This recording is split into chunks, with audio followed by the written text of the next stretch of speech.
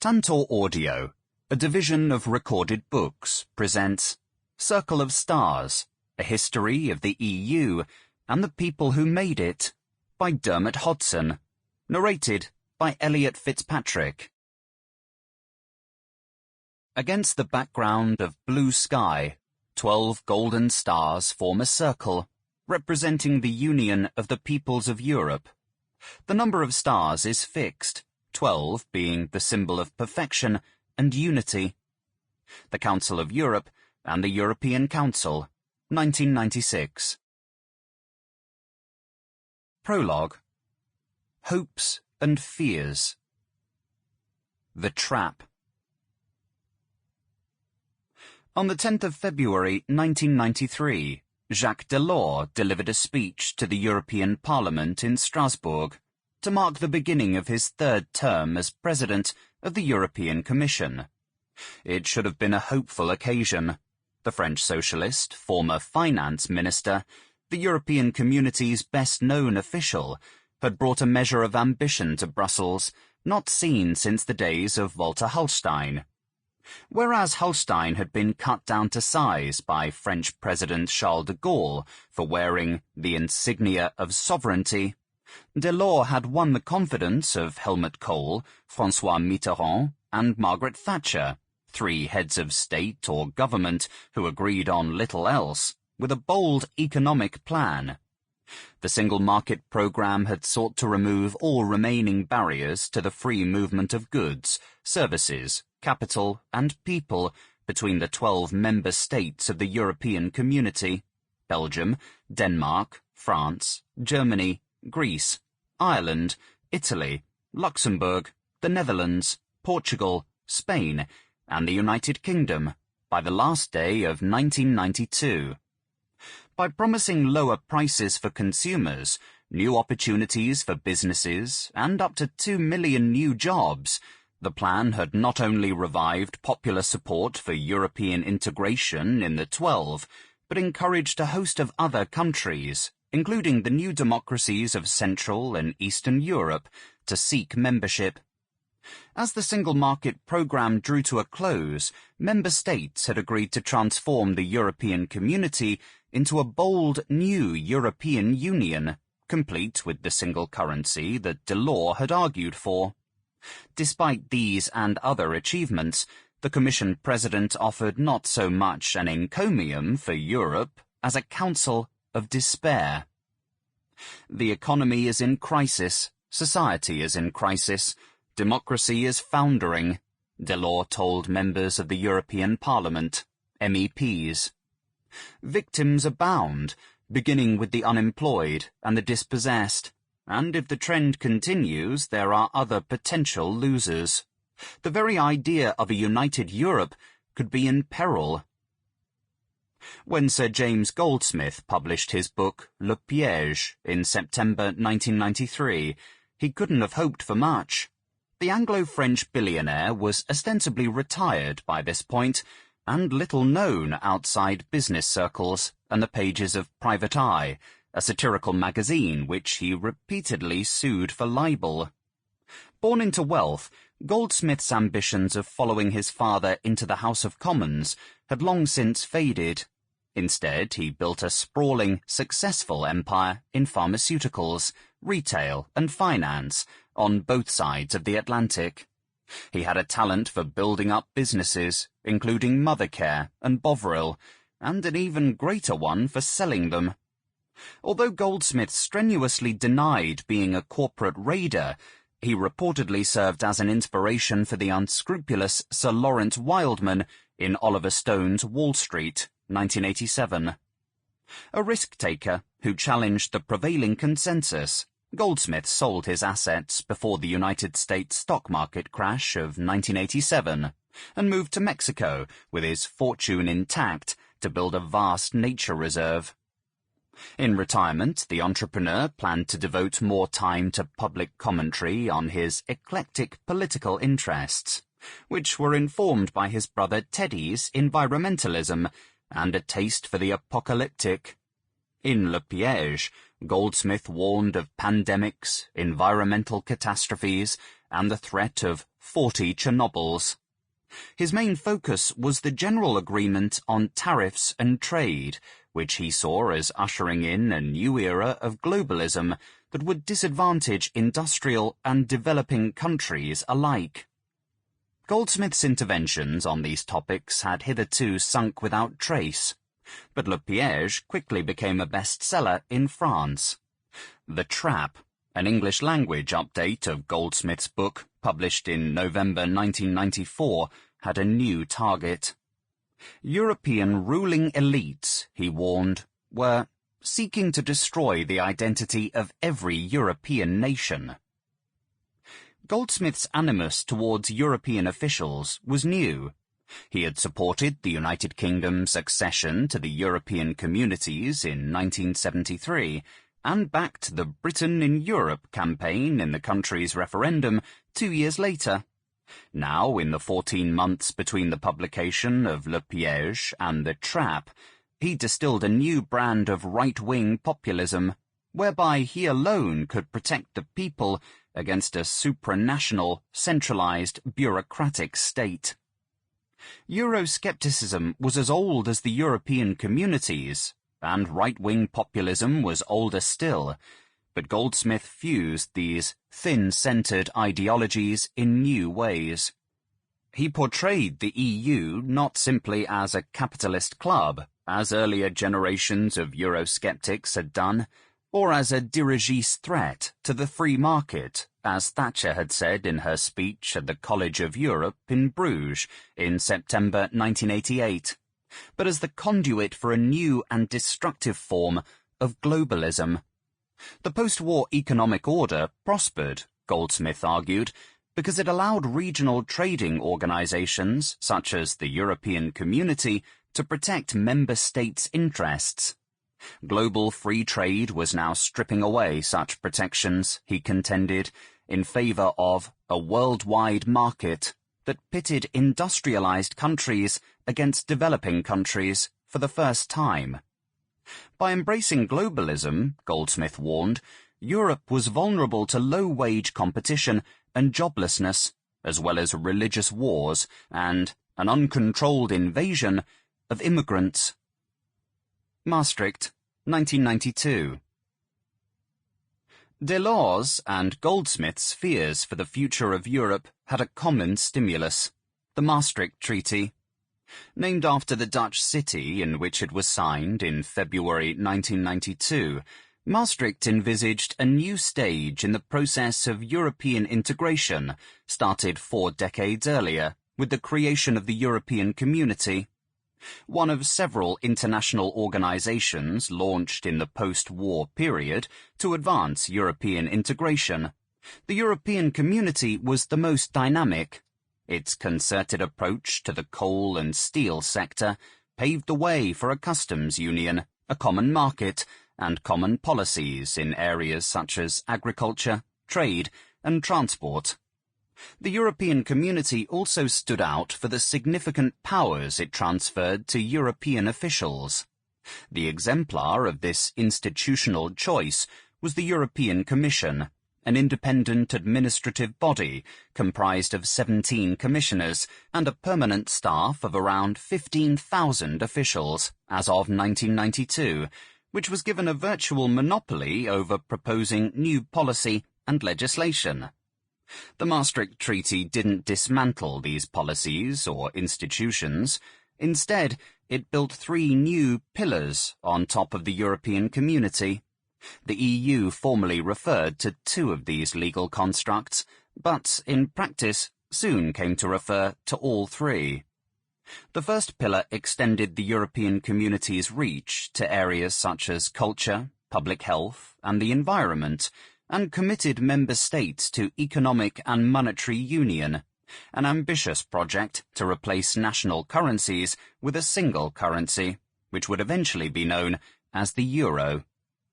The second pillar was the common foreign and security policy, through which the EU would promote peace, security, and progress in Europe and in the world. Foreign policy had been largely off-limits to the European Community, whereas the Maastricht Treaty raised the possibility of an EU defence policy. The third pillar concerned justice and home affairs, including a common approach to immigration and asylum, designed to protect the safety and security of EU citizens. Unlike the 1986 Single European Act, Maastricht conferred comparatively few new powers on the Commission, with responsibility for monetary policy to be delegated in due course to a new body of European officials, the European Central Bank, the ECB. By contrast, the treaty gave the European Parliament significant new policy-making powers. Although MEPs had been directly elected by European voters since 1979, the Council of Ministers, in which ministers from each member state government met, decided whether Commission proposals should become law. Under Maastricht, MEPs were finally given the power to co-decide proposals in certain policy areas, turning the European Parliament into the world's first transnational legislature. The founding treaties of the European Community had been approved by national parliaments with ease. The ratification of the Maastricht Treaty, in contrast, set off a political firestorm.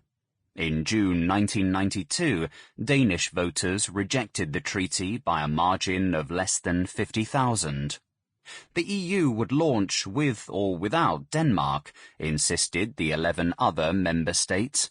But France's wafer-thin referendum vote for Maastricht in September 1992 and a brewing rebellion against the treaty on the backbenches of the British Conservative Party confirmed that the political discontent witnessed in Denmark was no isolated case.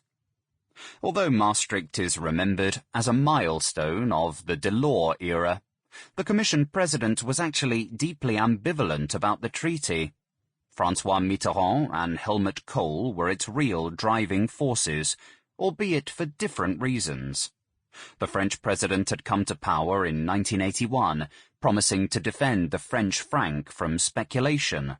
But having been forced to abandon his program of public works, jobs and investment when speculators sold the French franc with abandon, he turned to the idea of a single currency to restore French and European influence in the international monetary system. In the twilight of a presidency marked by fluctuating popularity and a private battle with prostate cancer, Mitterrand also saw Maastricht as an opportunity to secure his legacy as a European statesman. A towering figure, both politically and physically, Kohl was reticent about giving up the Deutschmark, which symbolized West Germany's remarkable track record of economic growth and stability. However, the Chancellor put his weight behind the project when Mitterrand agreed to a monetary union modelled on Germany's own. From its firm commitment to price stability to its strong support for central bank independence, and requirements that participating member states demonstrate their economic convergence, the Maastricht Treaty sought to make the single currency a facsimile of the Deutschmark. Kohl also saw Maastricht as a means to embed the newly united Germany and the continent's new democracies in what he called pan-European processes. The Chancellor's vision of political union was not a federal one, which sought to centralize decision-making in Brussels, but a practical one aimed at safeguarding Germany and Europe's place in a rapidly changing global order. Fears that his country would receive a disproportionate share of migrants and refugees from Central and Eastern Europe were uppermost in his mind. Just as Mitterrand had won Kohl around to monetary union, Kohl won Mitterrand over to a common approach to immigration and asylum and other areas of justice and home affairs. Margaret Thatcher was aghast at the idea of ceding sovereignty in such sensitive policy domains. At the peak of her formidable powers, she had been a pragmatic pro-European who campaigned for the UK to remain in the European Community and inspired the Single Market Programme. But as her influence waned at home and abroad, she became increasingly disillusioned with and confrontational towards the European Community. Thatcher's resignation in November 1990, in part because senior members of her cabinet sought a more constructive approach to negotiations over Maastricht, cleared the way for John Major to become Prime Minister. Major was determined to put the UK at the heart of Europe and to build an EU that was responsive to international events and open to the outside world. But he led a party that was deeply divided between members who shared his pro-Europeanism and those who embraced Thatcher's belated Euroscepticism as a mark of respect for their fallen leader. Had Delors been asked to sign the Maastricht Treaty, he would likely have done so through gritted teeth. Although he supported economic and monetary union and had been closely involved in its design, the Commission President worried that the treaty's strict limits on government borrowing once the single currency came into effect would be economically and politically unworkable. However, his preferred approach of creating an EU budget instrument to help member states adjust to economic shocks enjoyed next to no support. Most member states were willing to consider a single monetary policy for the sake of achieving low inflation and exchange rate stability, but none relished giving up their powers to tax and spend. Delors was also uneasy about political union. Having failed to win support for a high-level committee on this concept, which jarred with his pragmatic, piecemeal vision of European integration, the Frenchman badly miscalculated by backing a plan to do away with the EU's proposed three-pillar structure and so strengthen the Commission's powers. The brainchild of Dutch Foreign Minister Piet Dankert, a federalist former president of the European Parliament, this proposal was greeted with consternation by other member states. Foreign ministers overcame this diplomatic impasse by giving governments control over the EU's common foreign and security policy, and justice and home affairs.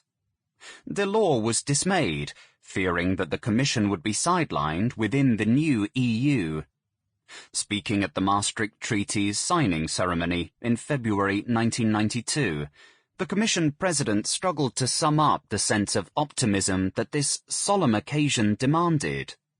The treaty had been achieved at the cost of compromise and the expense of a certain institutional logic, he told his fellow dignitaries, while doing little to disguise his doubts that the EU would be less dynamic and responsive to our legitimate concerns than the European community had been of late.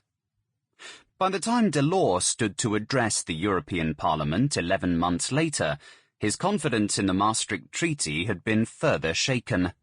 Denmark's no vote against the treaty spoke to his worst fears about the EU, as did the European community's failure to prevent war in Bosnia-Herzegovina. The exchange rate mechanism crisis, meanwhile, cast doubt on member states' commitment to fixed exchange rates, and by extension, the single currency, after speculators forced the UK and Italy to break their peg to the European currency unit, a forerunner to the euro. The euphoria of 1990 in the wake of the liberation of Central and Eastern Europe has given way to a period of depression, with the Yugoslavian tragedy looming in the background, Delors told MEPs, continuing, "To be frank, routine cooperation between our 12 member states has weakened in the face of these developments." The origin of Goldsmith's fears over Maastricht was more nebulous. His initial response when communism collapsed in Central and Eastern Europe was to champion European federalism. In 1990 he called for a European constitution, a common European currency, and a European Senate, ideas which resurfaced in Le Piège, but went missing in the trap. That Goldsmith went in a matter of months from chiding the Commission for being too bureaucratic to accusing European officials of acting by stealth to overthrow national democratic structures, just as he once did of the Soviet Union and its sympathizers, suggested a degree of discombobulation at the Cold War's abrupt end. There was also a strong hint of opportunism surrounding Goldsmith's sudden conversion to Euroscepticism. Maastricht was built on a sustained process of deliberation and consensus-seeking between governments, officials, and experts, which the businessman found it politically profitable to challenge. Whatever his true motivations, Goldsmith found in Maastricht one last opportunity to realize his political ambitions. A mesmeric public speaker, he lectured to business audiences in the 1970s and 1980s on topics ranging from Third World debt to the British class system. But he remained a political outsider. The Conservative Party, while content to take his money, rarely sought his counsel. When Goldsmith gave testimony to the United States Senate on corporate takeovers, he was surprised by the warm reception he received. It was one of the first times in my life that I was not counterculture, he later remembered. As a businessman with interests in oil and mining, Goldsmith struggled to speak with credibility on environmentalism. As a businessman with interests on both sides of the Channel, he was the ideal commentator on the new EU. Even the pro-EU Observer looked to Goldsmith as a European Ross Perot, an anti-politician willing to speak truth to traditional purveyors of power. Goldsmith's wealth helped too. In July, he backed efforts by William Rees-Mogg, former editor of The Times and a fellow Europhile turned Eurosceptic, to seek a judicial review of Maastricht in the English courts. On the 1st of November 1993, the Maastricht Treaty entered into force without ceremony. Rees-Mogg's legal challenge had failed, as expected. Eurosceptic rebels in the British Conservative Party had embarked upon a course of action with profound long-term consequences. But in the short term, they merely delayed ratification. Danish voters had changed their mind in a second referendum, held after the government secured opt-outs from the treaty's most sensitive provisions. Brussels was unusually quiet that All Saints' Day, and not only because of the public holiday. No one is in the mood for this kind of thing. We have urgent problems to tackle, which we can only tackle by sharing power and sovereignty in a union, reported one official. There was uncertainty, too, over what the new endeavour should be called. UK Prime Minister John Major made a last-ditch attempt to retain European Community, which made legal sense insofar as the term European Union referred only to new areas of cooperation under the Maastricht Treaty.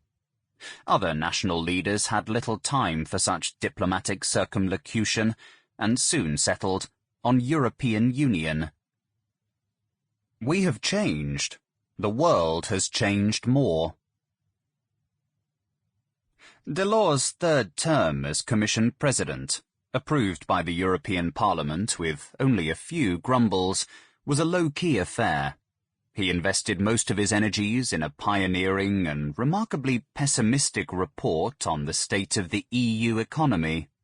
The White Paper on Growth, Competitiveness and Employment started with a puzzle. The EU had completed the Single Market Programme on schedule, created 9 million jobs in the second half of the 1980s, and added a half percentage point to annual growth rates, but 17 million Europeans were out of work, and the rate of unemployment seemed to be steadily rising from cycle to cycle. The Commission's explanation was simple and stark. The world had entered an era of unavoidable globalization, and the EU was lagging behind. The truth is that although we have changed, the world has changed more, the report concluded. Meanwhile, James Goldsmith had formed a new right-wing party, Movement for France, with Philippe de Villiers, a politician who broke with the centre-right over his opposition to the Maastricht Treaty. Goldsmith was duly elected as a French MEP in June 1994. Joining forces with Danish and Dutch MEPs, the billionaire established Europe of Nations, the EU's first Eurosceptic political group. The European Parliament had often disappointed those who believed in the promise of transnational democracy. In the hands of Goldsmith, it became a powerful megaphone for communicating a simple political message across borders, challenging the idea of European integration, while, in its own contrary way, embodying it. Although Europe of Nations survived for only 2 years, it showed that right-wing populism was a potent force in post-Maastricht politics and inspired future Eurosceptic groupings in the European Parliament. In June 1994, the European Commission embarked on a new economic agenda which sought to boost growth, jobs and international competitiveness through labour market reforms and policies designed to exploit the possibilities and opportunities offered by the information society. However, member states had balked at the White Paper's calls to invest 574 billion European currency units, around $683 billion US in 1994 prices, in European transport and energy networks, telecommunication and environmental programs by the end of the decade. A frustrated Delors finished his term of office as Commission President 6 months later. Opinion polls suggested that he had a good chance of winning the French presidential election, but he decided not to stand, perhaps because of concerns over his own health, perhaps out of deference to his daughter, Martine Aubray, a rising star in the French Socialist Party, who harboured presidential ambitions of her own. Delors' time on the European stage was essentially over. In November 1994, Goldsmith appeared on British television to rail against the Maastricht Treaty, Delors and the German government for championing one state, one parliament, one government. He promised to put up a candidate in each constituency in the UK's next general election. If he won a majority, he would form a government that would introduce a single piece of legislation for a referendum on the nature of the United Kingdom's EU membership. Goldsmith would resign the premiership after 30 days and trigger fresh elections. The referendum party gained less than 3% of the vote in May 1997, but Goldsmith declared victory. "We were a pressure group," he concluded on election night. "All the parties that refused referendums to begin with have become referendum parties." 6 weeks later, he died of a heart attack brought on by pancreatic cancer.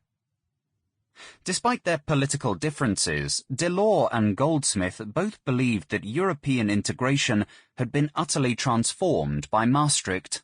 For Delors, the people of Europe came to life when the Treaty on European Union was signed and the ratification process began. Henceforth, the task of EU policymakers was to explain again and again what we are doing and why. For Goldsmith, European political leaders were running scared of the people. The real reason why the British government hadn't held a referendum, he argued, was that Maastricht would be resoundingly rejected by the British people. The two men's predictions about where this change would lead the EU proved to be inaccurate. The nation-state didn't disappear, as Goldsmith warned, although numerous right-wing populists would mimic his warnings to powerful effect. Nor did national governments turn away from Europe, as Delors predicted. Instead, they stuck with the EU in the 3 turbulent decades that followed. This book tells the story of why. There is no single way to write a contemporary history of the EU, which is arguably the most powerful and contentious international organization ever created.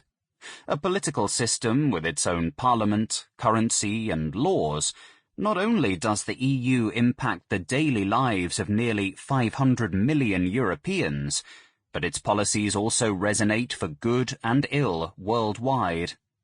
There are many excellent histories of European integration, with the best known focusing on social forces, symmetry, and the power of economic ideas. This book doesn't dismiss such factors, but it does place greater emphasis on the people who shaped the EU's evolution since Maastricht.